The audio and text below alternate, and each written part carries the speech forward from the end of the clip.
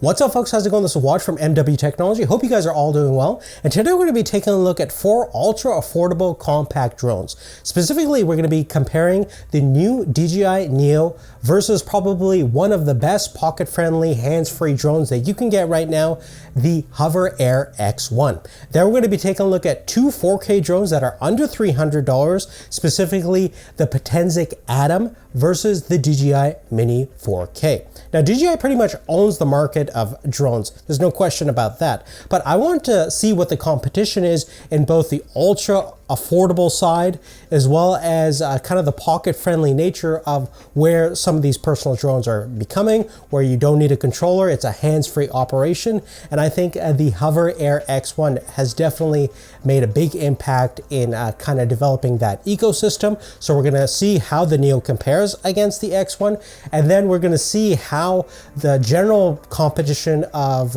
cheaper drones under $300 that can record 4K video stabilize compare against what I consider to be probably one of the best bang for the dollar drones, the MIni 4K with the Potensic Atom 4K 3-axis gimbal, which is probably one of the most popular drones that you can get online, which isn't a DJI drone. So we're going to be taking a look at the overall feature sets, specifications, compare the video quality of each one, and then we're going to list off the pros and cons to ultimately determine which is the best pocket-friendly, ultra-compact drone and which is just the best general drone for the 4K video performance in the $300 or less segment. So if you're interested, let's get into it. Now, the first thing we're going to talk about is actual dimensional differences between all 4 of these drones.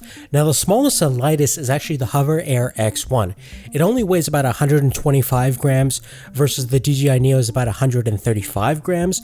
And in its folded position, it's only about 127 by 86 by 31 millimeters. In comparison to the Neo, which is substantially thicker and wider than the Hover X1, it's a whole lot more pocket friendly. So you can easily fit the Hover X1 into pretty much any size pocket without being too cumbersome, versus that's a fairly significant challenge with the DJI Neo design. Beyond that, when it comes to comparing the size of the Potensic Atom and the DJI MIni 4K, you can see that the Potensic is definitely copying the design of the DJI MIni series of drones. So in its folded position, it actually takes up a very similar footprint. But upon closer glance, you can see by the measurements that the MIni 4K is actually slightly more compact based on length and width, and about 2 to 3 grams lighter. Now moving forward, let's talk cameras. Now on the compact drones, both the Hover and the Neo are using a 12 megapixel half-inch CMOS chip. Both have a single axis mechanical gimbal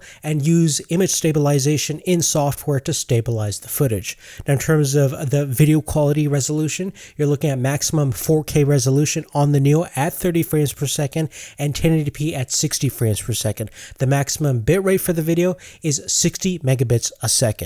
Now the Hover AirX1 cannot shoot 4K, but it can record Quad HD resolution at 30 frames per second. You can record 1080p at 60 frames per second, as well as HDR in 1080p at 30 FPS. Now in terms of how the actual footage compares with each other, I actually think that the Hover Air looks really great.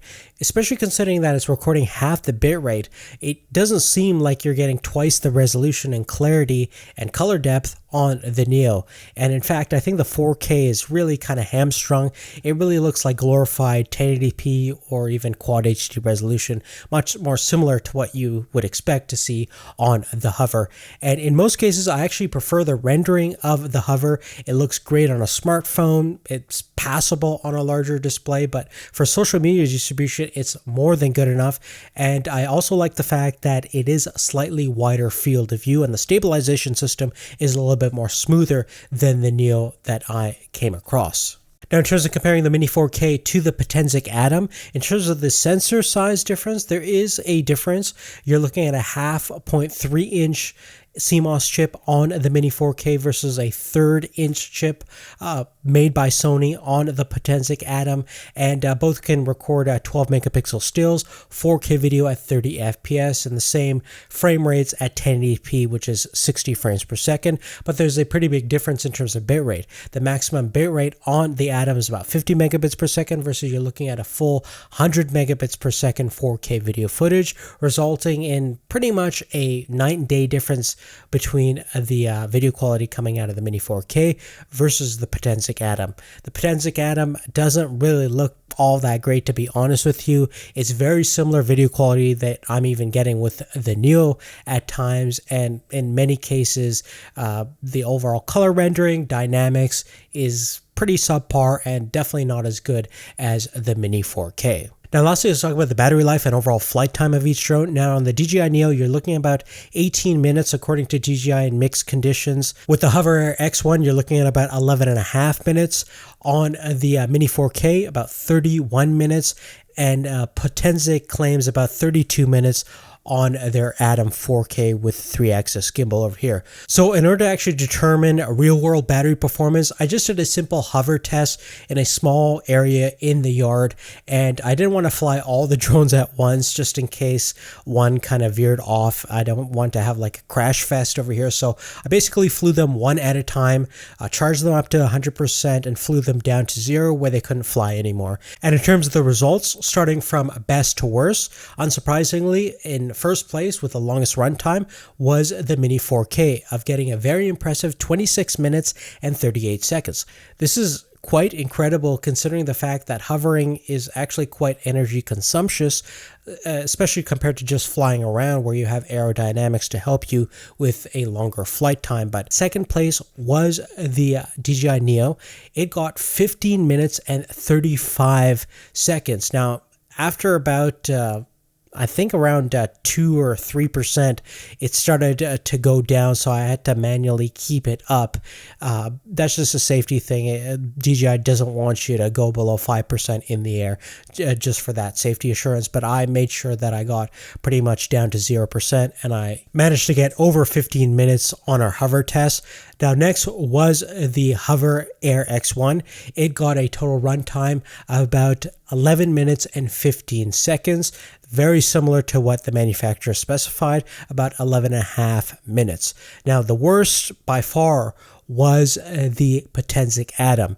They claim about 32 minutes of flight time based on mixed conditions, but in our actual hover test, we only got 10 minutes and 32 seconds where it wouldn't fly anymore. That's actually basically a third of the claimed battery life. Now, I might have a defective battery, but I've charged and discharged it a couple of different cycles, and it seems to pretty much get this around 10 to 8 minutes of real world flight time, and definitely not good to see considering the results of the other 3 drones.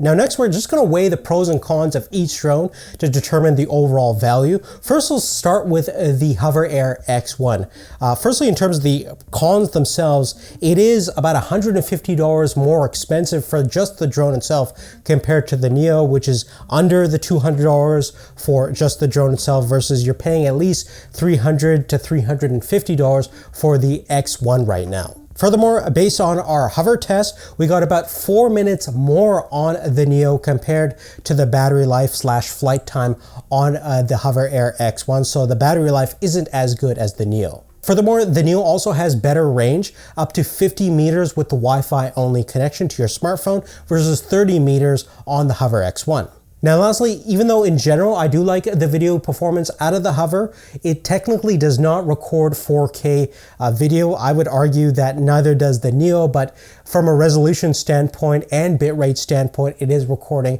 at a lower quality level compared to the Neo. Now, what are the pros? I think this is definitely by far the best ultra compact pocket friendly drone on the market. Hover has pretty much nailed this segment, and the foldable design is super pocket friendly. It's slightly lighter than the Neo, so that has that going for it, and just the fact that you can actually fit it in your pocket is a very big deal, especially if you're going to be traveling or taking this drone with you wherever you go. Additionally, it also has the best hands-free experience in my opinion, and technically the Hover X1 came out before the Neo, so they really pioneered the methodology and functionality of the hands-free experience. You have the same top button functionality as the Neo, but there's more functionality. You can actually change some of the self-shooting modes, whether you want to change the follow distance or change some of the parameters by just holding the top button down for a little bit, and you can cycle through some of the features and change many of the aspects of the drone without having to go into the smartphone. Beyond that, you also have the gesture/smart control capabilities of the Hover X1. So you can use some of the hand gestures to do things like orbit, follow, bird's eye, and even land the drone by using hand gestures that you can learn through the app itself. And the Hover has excellent image computing capabilities with its algorithm and AI engine to understand your gestures, fairly reliable and on a consistent basis. Another big highlight is the fact that you have 32 gigabytes of internal storage versus 22 gigabytes on the Neo, and in conjunction with the lower bitrate video, you can actually record up to 4 hours of 1080p video and up to 2 hours of Quad HD video, versus on the Neo you can only record up to an hour of HD footage and about 40 minutes of 4K footage, and that becomes pretty crucial since both of these drones don't have micro SD expansion card. Lastly, I do have to mention, if you do a lot of action photography and like that kind of wider angle field of view, pretty much at the same distance, you are getting a slightly wider field of view, and I do find the stabilization, and especially the electronic stabilization, is a little bit more consistent and results in smoother looking video footage. Now, going over the pros and cons of the DJI Neo, firstly in terms of the cons, definitely has to be the design. It's not foldable and it's pretty awkward to fit inside your pocket. Furthermore, the operational noise of the props themselves are quite loud, and they're slightly louder than the Hover X1 and about twice as loud as the Mini 4K. So if you want to be stealthy with your drone footage and things like that, this thing is definitely going to attract some attention. Additionally, even though we can record 4K video, if you actually compare it to real 4K video at 100 megabits per second like what we have on the Mini 4K, it definitely doesn't look like 4K to me. It's Quad HD or HD at the best, and the color rendering and overall resolution that you get out of the camera is pretty unsatisfying to me. Yes, it is higher resolution than the X1, but the video quality itself I wouldn't say is like twice as better as what I'm getting with the Hover X1. And lastly, there's no vertical shooting modes. Now, technically with any drone like this that doesn't physically move the camera into a vertical or horizontal position, you can always crop in post and make a vertical video, but that's an extra step that you're gonna have to do in post, versus there is an option to do that straight out of the camera with the Hover AirX1. Now, what are the pros? Firstly, this is the cheapest DJI drone with built-in active track, and it's real active track. It is limited to just subject tracking, so you can't track cars, boats, or things like that for fast motion, but for just generally tracking your motion anywhere you go, this is the cheapest DJI has made active track available on any drone. Beyond that, a unique advantage is the fact that we have voice commands. So when you have the Neo connected to your smartphone, you could say, hey fly, follow me, do a circle, droney and things like that, and it will actually listen to you via the smartphone and do that voice command. It sadly cannot do that with the drone itself, since it doesn't have a built-in microphone, and it probably couldn't hear you because it's so loud anyways, but it is a unique feature nonetheless, not available on the Hover AirX1 to my knowledge. Furthermore, another selling factor is the fact that there's many modes of control with the Neo. You can obviously control it with your voice, you can control it with the manual controls on screen with the app. If you don't want to use a dedicated controller, you can use a dedicated controller as well, in addition to using the FPV DJI system for fast FPV style shooting. So there's many modes of control and definitely a unique advantage. And lastly, the biggest highlight obviously has to be the price point of under $200 versus, as we mentioned earlier, the X1 is around $300 to $350 at the cheapest. Now moving forward, let's talk about the cons on the Potensic Atom. And sadly, this has been kind of a disappointing product. I really thought that there was some good competition that DJI would have, but that's certainly not the case based on my testing with the Atom so far. And one of the big issues that I have is that even though it has active tracking capabilities, it is limited quite a bit. You could only track your subject at a specific angle on the gimbal. I believe it's minus 25 to 70 degrees. So that's pretty much a kind of downwards bird's eye perspective. You can't track in plain sight or at a specific different angle. It's very quite limited in terms of what it wants you to do with that active tracking system, which kind of defeats its versatility factor in the first place. And just like the tracking, there are some limitations with the quick shot capabilities. So if you want to do like a orbit, circle, droney, things like that, it needs to be in specific conditions. You need to have a specific altitude. The gimbal has to be at a specific setting, and it's just not as flexible or as fun to use as the system found on the DJI. Beyond that, another big disappointment was the communication range. Even though it claims to get like 7 kilometers of communication distance between the radio controller and the drone itself, communicating with the drone was pretty okay for the most part, but the big challenge was actually the video feed itself. Once you have your smartphone connected to the controller, it actually is very poor signal quality, and I found it was pretty sketchy past about 30 to 40 meters even. So my video quality would frequently cut out. That might have been in the specific area that I was in. Maybe it had heavy interference, but even in conditions where there's little to no radio interference, the video feed on the smartphone was quite weak and the quality very inconsistent. And just the overall reliability of the signal is definitely not confidence inspiring. And we obviously have to mention the terrible battery life that we experienced from this drone, which is about 1/3 of what the manufacturer claims. Lastly, the 4K video quality wasn't as impressive. Not only are you recording at a much lower bitrate, almost half the amount of what the Mini 4K looks like, but in actual fact, the video resolution, color rendering and things like that is not as realistic or as clear and just as pleasing to the eye. So the video performance is definitely not a redeeming factor of the Atom. But are there any redeeming qualities of the Atom? Well, if I had to pick one, I would say that the controller is a little bit better thought out. I like the compact design compared to the DJI system, and it's pretty easy to swap different cables out, Lightning, USB-C if you're using iOS, or any kind of Android device. And I also like the granular feedback that you get from the sticks themselves. So if you want to do a more slower cinematic move, you could just gently move the sticks, or if you want to go faster, you can aggressively move it. So it's a little bit more progressive in terms of your controls, which can be selected in the different modes, cinema, normal, and sport on the DJI system, but it's inherently baked in to the controller found on the Atom. Now moving forward, let's talk about the Mini 4K, starting with the cons. There aren't many considering the entire experience that you get with the Mini 4K, but if I had to pick some of them, I would say that you are not getting any active tracking capabilities. So unlike the Neo, which can do it, and unlike the upper end drones, that's one thing you're sacrificing with the Mini 4K. There are no vertical shooting modes natively, as what we find with the Mini 3 and some of the other drones from DJI.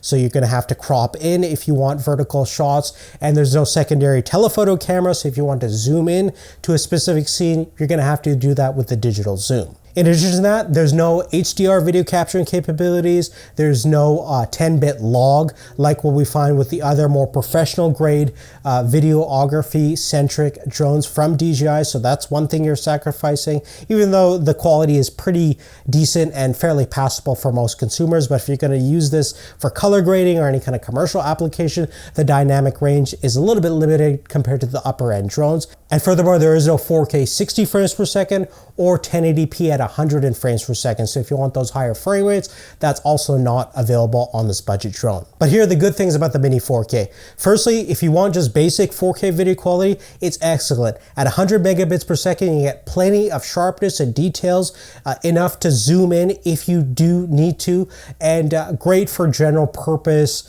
for most consumers out there. And the 4K video is at least twice as good as the video performance coming out of the Potensic Atom. In addition to that, the flight dynamics are very stable with minimal hover deviations, is very reliable and safe for pretty much anyone to fly straight out of the box. Furthermore, it has excellent range. With the controller, you can easily go 8 to 10 kilometers and have a fairly strong signal, especially have good communication and line of sight with minimal radio interference, and the overall signal inherent quality from the smartphone to the drone is rock solid. And last but not least, the battery life is exceptional. I never thought it'd be as good as what it actually is, especially if you run it from 100 to 0%, you can get 26 minutes of hover flight time, as we demonstrated in our battery life comparison. Now, to sum up everything we've talked about, in terms of comparing the Hover AirX1 compared to the Neo, I think from a packaging perspective and a portability and functionality perspective, I do like the Hover X1 better. The video quality is pretty much just as good, especially if you're going to be just viewing it on a mobile platform or just sharing it online. It's very passable video, and the fact that you can record so much within the drone itself, more than 2 to 4 times the amount of video stored in the drone, is a big highlight as well. The battery life is definitely not as good, and the price point being $150 is a tough sell, especially right now, since the Neo is under $200. And I think the Neo is definitely going to be taking a lot of the market share away from Hover, which was a pretty unique drone when it came out, due to the fact that it was an all-in-one hands-free experience that was very well designed and built around the user experience. Now that DJI has come in and kind of taking over that market, it's going to be hard for the Hover to sell as well as it did, especially at that price point. But if the price point of the Hover AirX1 was the same as the Neo at both $200, I'd overall pick the Hover Air because of the portability factor, and just the usability is just generally better thought out. Now, in terms of comparing the Mini 4K to the Potensic Atom, it's pretty much no contest. The Mini 4K completely destroys the Atom in pretty much all facets. Video quality, flight dynamics, video transmission, the overall battery life, and just the overall price point. Even if you look on Amazon, you can typically find the Mini 4K for the $300 mark or less, versus the Atom typically goes for around $350 on Amazon. If you buy it directly through their website, it is a little bit cheaper at just under $300. But from a wide distributor standpoint, typically you can find the Mini 4K at a lower price point, which is pretty huge considering the value of the thing. But really, other than that, guys, that's really it. Definitely love to know what you guys think. If you were to ask me which drone I would choose out of these 4, I'd ultimately pick the Mini 4K. Just like what we mentioned when we compared it to the Neo, I value the video quality of my aerial drone the most. That's the whole point of a drone, in my opinion. Sure, the following capabilities and the overall slightly kind of portability factor is one thing, but because it's a foldable design, I think the Mini 4K is a little bit more pocket friendly, even though it's heavier and things like that. But just the general package and the value aspect of things, especially if you're going to use it with a controller, is definitely one of the best 4K drones that you can get for under $300. But really, love to know what you guys think. If you have any specific questions, let me know. Check out the description down below for more details about everything we've talked about. Give us a thumbs up if you haven't done so already. Subscribe to the channel. And big thanks for watching, supporting the channel, and we'll see you real soon. Take care.